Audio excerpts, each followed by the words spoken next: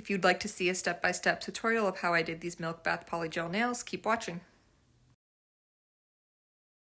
So I've already glued on my tips here, and I used the Nails by Dev square tips. I'm just taking a lint-free wipe here and a little bit of Young Nail Swipe and dehydrating and cleansing the nail, removing any oils. Next, I'm using Young Nails Protein Bond, which is a primer, and you can see the motion I'm using here, working it towards the cuticle. This is a really great product, but too much of it can actually cause lifting, so you don't want to flood the nail, so just use a thin layer and just the amount that you need.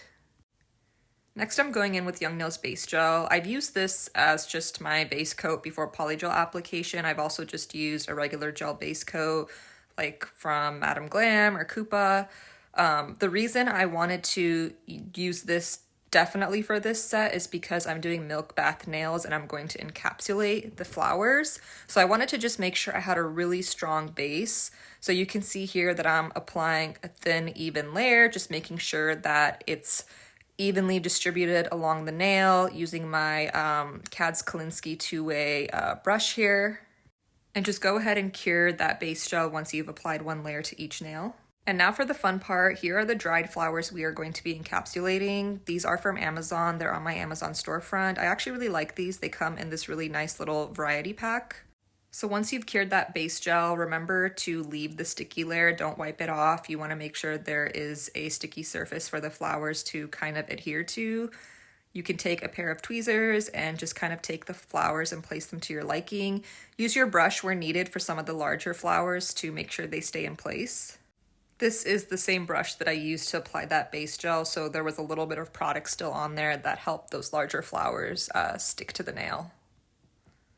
So yeah, I'm just going through and picking out a variety of flowers. On this nail, I think I needed more base gel, so if you need to do that, go ahead and just take your brush and apply a little bit of base gel for the flower to kind of stick to and be placed on top of if it's not sticking for some reason. But we are going to obviously do more steps to encapsulate those and make sure they stay. But when you're first placing those flowers down, if they're just not sticking very well or flattening, just go ahead and take a little bit of base gel and apply that and place the flower on top of it, and it should stay. And this does get a little bit messy. You can see there's little bits and pieces on the table, but that's okay. I think that's just kind of part of the process when you're working with dried flowers here. They are a little fragile, so just be careful when you're trying to pick them up so they don't tear. And we are on the last nail here. I tried to pick a variety of colors and flower types, but you can just pick whatever you want from the box. If you want to do just like one color scheme, if you want to just do like one type of flower, you can definitely mix and match this design however you'd like. These tweezers actually came with the rhinestone kit that I got off Amazon, so those work really well for this. And once you've placed all the flowers and cured in your lamp again, you're going to start taking a little bit more of the base gel and applying that over the flowers. And I am using a little bit more product than I did in that initial first layer, but not too much, just enough to start building a little bit of structure and just getting a layer of that gel over the flowers that we've put on the nail. And you're going to want to do this for each nail, cure again, and then we are going to move on to the polygel part and start creating that soft white look and really building the structure of the nail. Now, I do not have a soft white polygel, so I basically took Makartt clear polygel and Rosalind opal polygel, which is a white polygel, and mixed it together until I got a soft white color. I did this in a little dappen dish.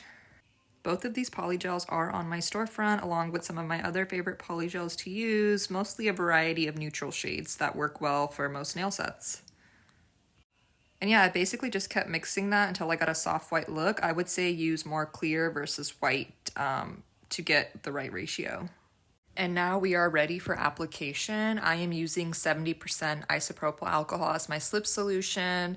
Just like to put it in a little dappen dish and using the Kads Kolinsky two-way brush. So now just taking a little bit of that mixture and placing it on the nail and dipping my brush in the slip solution and starting to work in the product. Since we were going for a pretty soft white, almost translucent look here, I wasn't applying a ton of product at once. I really just used a little bit at a time, used my brush to spread the product out and seeing how the color looked, and then adding more as needed.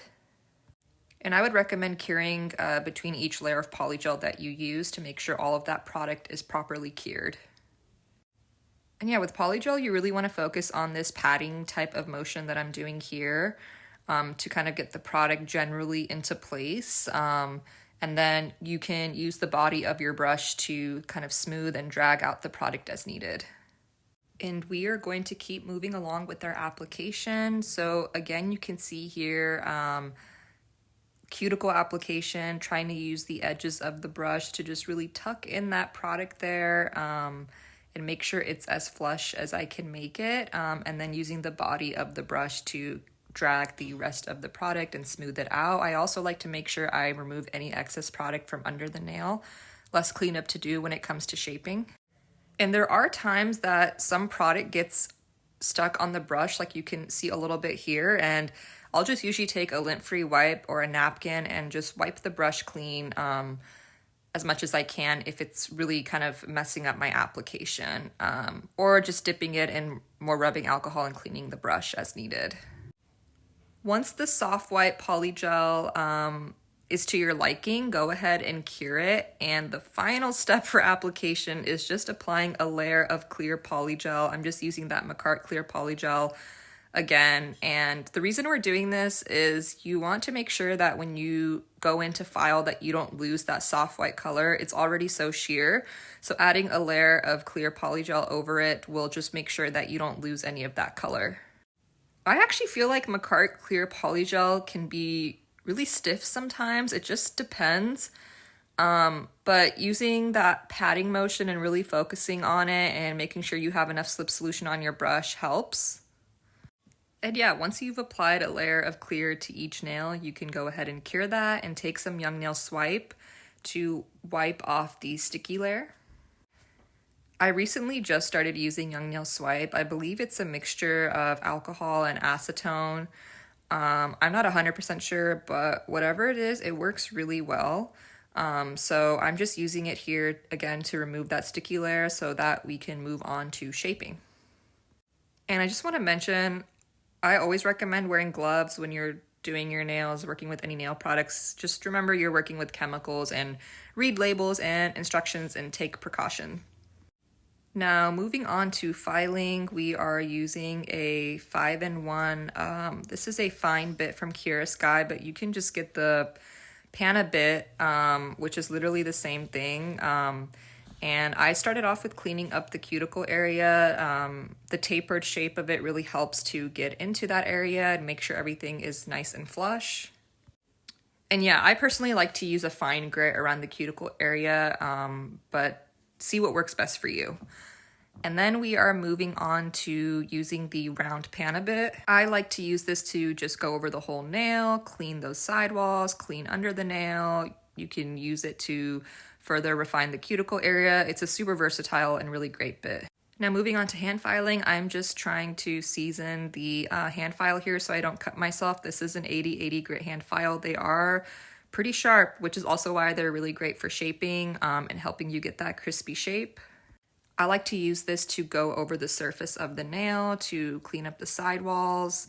And I do actually go back and forth between my hand file and e-file as needed. I kind of had a set routine for a while, and now I just kind of go back and forth as needed for each set. So feel free to kind of do that. Don't feel like you have to go in a specific order every time.